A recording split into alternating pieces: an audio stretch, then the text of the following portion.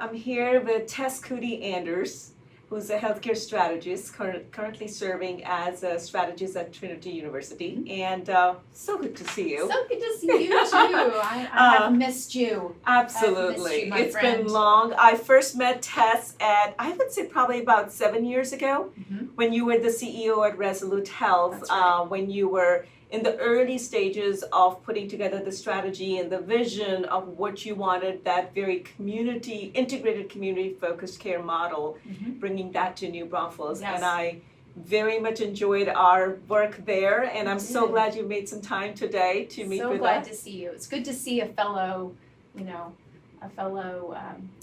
healthcare soldier again. So Much appreciate your Much time, appreciate taking this time. So Tess, as you know, the whole industry, we still are continuing in this journey of trying to go from the volume-based care to the value-based care. And some have made some strides, have some lessons learned. Some are still at the threshold of, we need to go there, we want to go there, we don't really know where to start. And some, such as yourself, have kind of made leaps and bounds and have some lessons learned from that journey.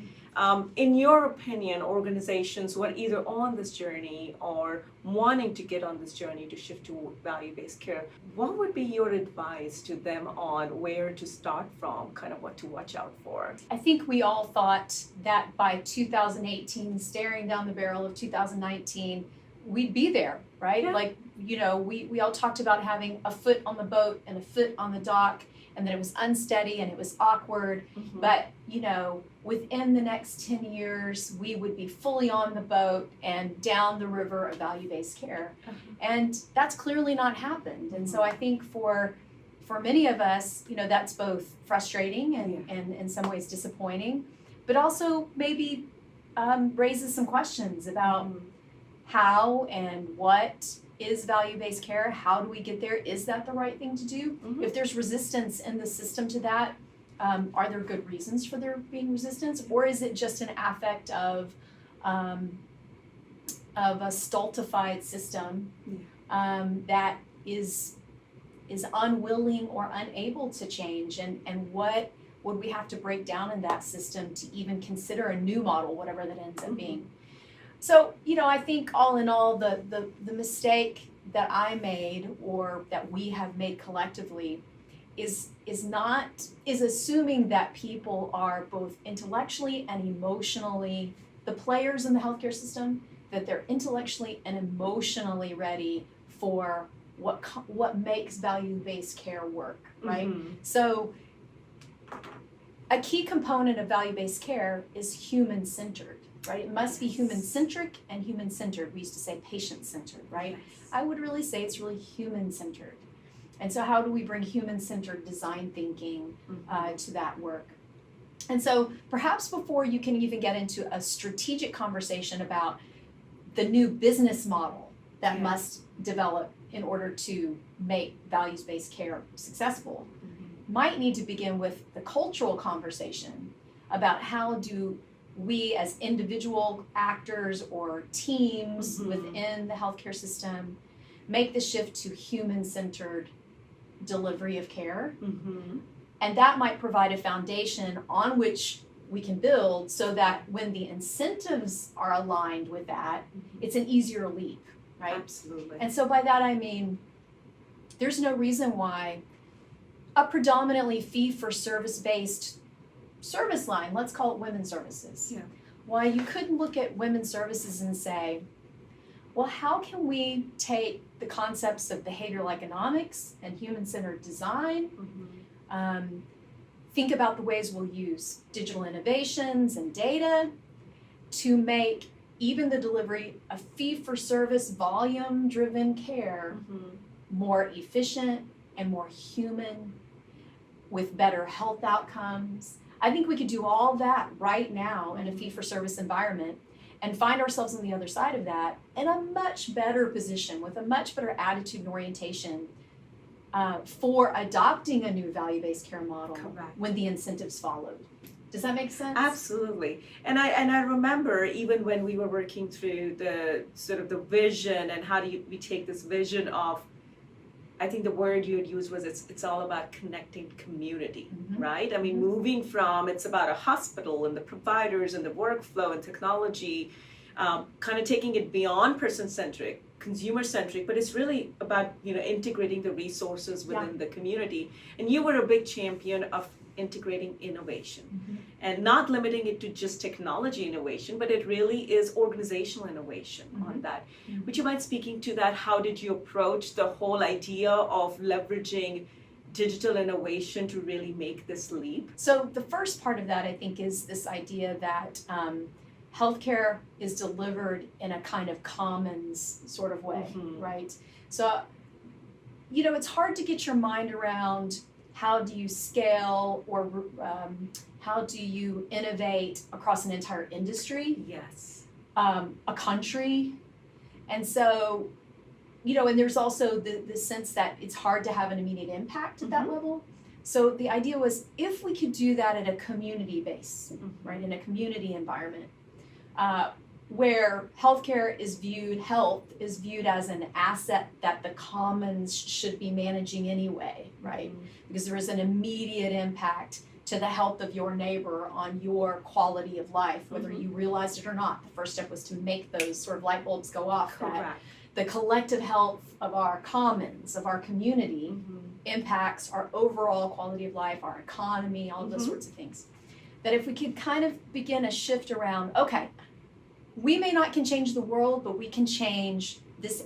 We have agency over our community. Correct. And so if we can begin to think about health as a shared asset, a shared benefit, the way water or labor are in a community, right? So in Texas, we worry a lot about water, right? The Southwest probably does. If we could think about the health in that way, then we could really begin to see it as an our problem, not a you problem, right? So that was step number one.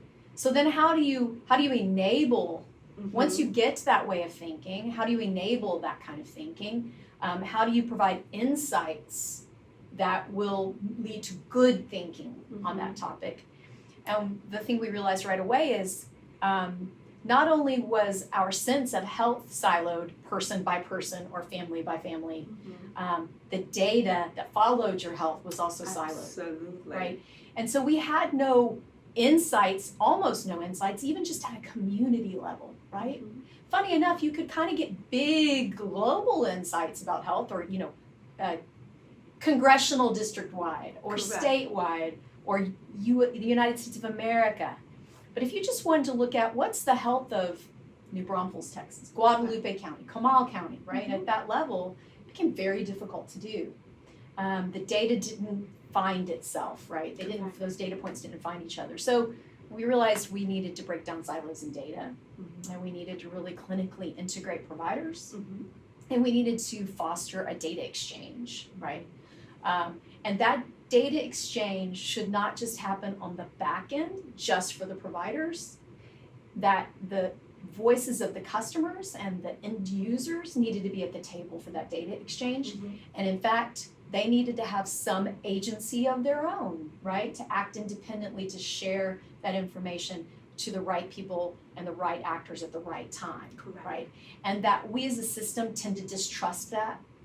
Oh, they won't know what to do, they'll do the wrong thing, and until we've established trust across the transaction, because it is a transaction, it was going to get difficult to do that. So foster a sense that health was an asset for the whole community that was important to our collective success. Break down data silos, include the end user in the design of that exchange, and then ultimately think about ways that we could bring in digital tools and innovations that went that last mile, right? Yes. That helped people at that last mile maintain a behavior change or a choice, right? So really then you were using digital innovation to foster relationships, create relationships between provider and I wouldn't even limit it to patient consumer of services Mhm. amongst providers, and then really even taking it a level further, creating the relationships amongst the community that in the end impacts the health of the patient we're trying to care for. Absolutely. You know, we talked a lot about population health, and that was important. It was an important way of looking at data at different levels. But you know, my resistance to the idea of population health is it ignores the personal and ignores the one-to-one interactions that must happen for real change to happen, right? Because change happens in a relationship. Yeah. It doesn't happen over an app, as much as I was a big proponent of, right? It doesn't happen over an app or because of an app or because of a Bluetooth tracking technology. The change happens because that technology or that tool expands the opportunity for communication, expands the opportunity for connection, expands the opportunity for important data points to be exchanged between individuals who are in a relationship, the provider and the end user. And you know, that was what I saw the great hope, that was my great hope for technology. We absolutely should not be putting, nor should we have then, put all our hopes on, health information exchange or a Bluetooth-enabled telehealth kit that we would deliver to a home. Those things, those processes, were not going to change health outcomes in our community. No. They're enablers. They were part enablers. of the process. They were enablers. So really, as we're looking at digital innovation, leveraging it, use those as tools, as enablers, but be very intentional in wrapping it around with some human-centered design, in putting some focus on what action, what behavior are they influencing or not, and then how are we then measuring, are we truly able to make an impact through that or not? That cycle of innovation, that appetite for that kind of risk and failure is somewhat new to traditional healthcare technology models or landscape. How did you deal with that creative tension that almost needs to be fostered within the organization to create the space for innovation to flourish? Yeah, and you need both, right? So if it were left to just those of us who dreamed big, we would have run hard and fast and just, and you do need those folks on your team that understand that healthcare is a high reliability industry. There are great risks involved related to, it's life or death, right? Yeah, it's life or death. Absolutely. And so having those people that also want to take the time, those guardians that want to take the time and make sure that you can document and look at an evidence base, that was very important to the team. But there needed to also be a balance of those people who would push and say, but why, and how, and where can we take small bites of the apple and test things and fail or succeed quickly and then adjust and move on. And so I think the healthy teams of the future are those that find a balance between the innovators that want to run hard and fast and traditionalists, honestly traditionalists who would say that, well, tell me, you can't just say that because I've always done it this way, it's bad, any more that I can say, and should say, well, the reason why we're going to do it this way is because we always have. Correct. Both of those points of view have merit to bring to the conversation, I think. So there's the healthy team of the future, I think does that. So we'll see, and I think that the other thing that's important in that is finding the data, being predictive with the data. Correct. Even becoming more, using the data to shape, what we will do in the future. That's really, really important. But that can't happen without that human-centered complement. Yes. So we talked about this before, that we can write a brilliantly efficient predictive algorithm, but if it ignores the human impact of that, it can get off the rails really quickly, right? Yeah. And you can see negative long-term implications from that. So the innovators and the technologists cannot do so just for the sake of innovation or for proving out the algorithm or just saying we have the data and look how smart it was. There also have to be those people in the room that are taking into account behavioral economics and human-centered design. That's how AI will be important in the future of healthcare, right? If it's partnered with human-centered design. Correct. And that sort of behavioral economics, behavior change, psychology, social science. Well, and in some ways, you're absolutely right. I think that's where it's pushing the boundaries a little bit. In me coming from the healthcare technology operations side, pushing the boundary a little bit on how traditionally in healthcare we bring in technologies, right? We look at the lens of, will it come in? Will it fit in with everything else we have? How is it going to talk? How it's going to impact the workflow. Now it's almost like take a rapid design approach and have a cross-functional team looking at behavioral aspect, design aspect, processes aspect, clinical aspect, and then what's the data driving. But look at maybe through the lens of almost like an agile methodology, that let's look at a concept, let's create a safe place for us to test it out, have the learnings, and iterate upon it. So, I think culturally, and kind of what you foster too, is to really allow the space for that type of rapid design and innovation cycles to happen while you're maintaining, and rightfully so, the overall big integrated environment. Absolutely. And then slowly either bring it in or not. That's it right. depends. Not everything needs to then come into one big box. Some might really lie a little bit outside of that as well. I think that's right. I think the one piece of advice I would give my younger self would be to take small bites of the apple, not try to eat the apple all in one bite. When you get excited about what you see as an end vision and you feel very confident that it's right, there's a sense of impatience for getting there. Correct. And so the advice I would give myself now, if I could, would be to pick an area to innovate in that has low risk to the current stakeholders. Correct. In the system, in the environment, in the organization. Choose those people in those places where people are already leaning in a little bit, or where there's maybe a little crisis or an issue, so that people are more open to the idea of an innovation.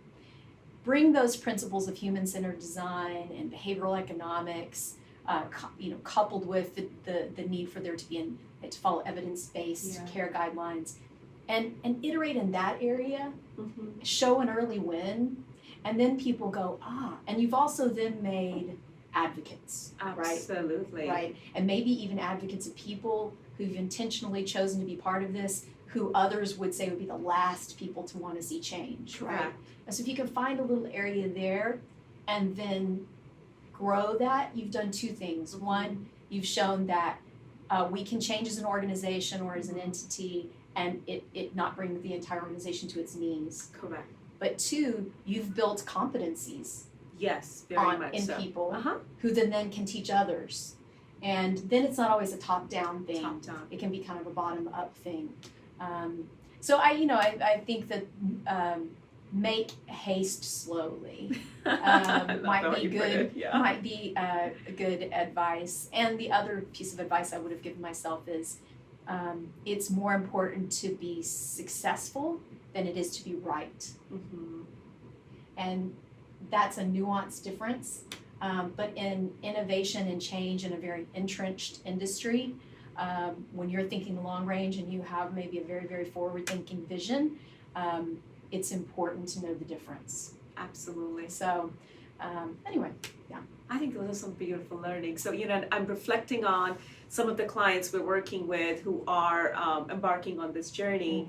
And I hear you talk about, pick places where you can have some early wins and create credibility. So maybe one way for us to look at it is, as we think about digital innovation or coming up with programs that are value-based, maybe pick a service line, a small focus area where we can do a pilot, not only from the process perspective, outcomes perspective, but even from digital innovation perspective. So it doesn't need to be throughout the entire portfolio, but maybe, let's say women's services, we're going to really focus on that, maybe bring in some apps to connect the patients with their doctors, with their staff, back it up with some evidence-based knowledge integrated within those apps, integrate telehealth in there, integrate our devices in there so we really have that connection Yep. and that accessibility. See what works, what doesn't work, and then take it to a different service line and a program, because each one has its own nuances. Absolutely. It really is not one thing that fits all on that. And it may be for a particular environment, a particular place. There's a serious problem. Maybe it's high-risk pregnancies and Medicaid patients, and so there's an incentive for all parties to dig in and solve the problem. Yes. And others that might be the hardest row to hoe, and so Yeah. maybe you start with another area. But I think picking an episode of care and a journey, a particular journey that an individual might be on, breaking that down into stages, getting down into the very specific steps within those stages, and then asking yourself, what might this patient be doing, thinking, and feeling on this journey?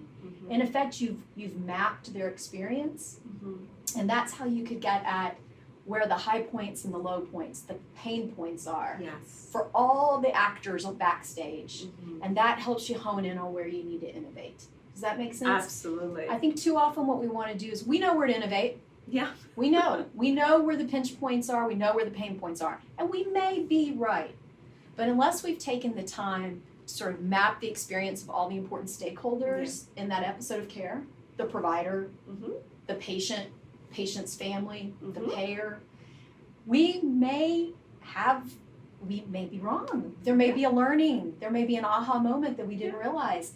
It's asking why 5 times, right? Yeah. It may be the answer we thought is actually answered 3 whys later, Yes. right? Or earlier. Correct.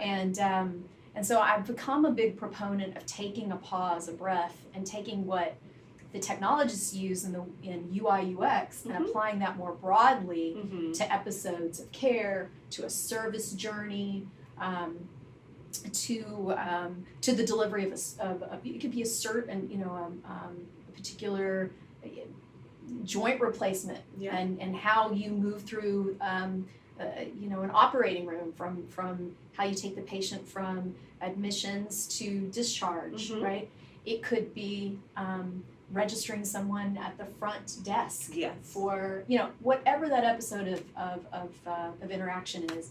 Getting into the mindset of the stakeholders and mapping it, I think is time well spent. Wonderful. Thank you.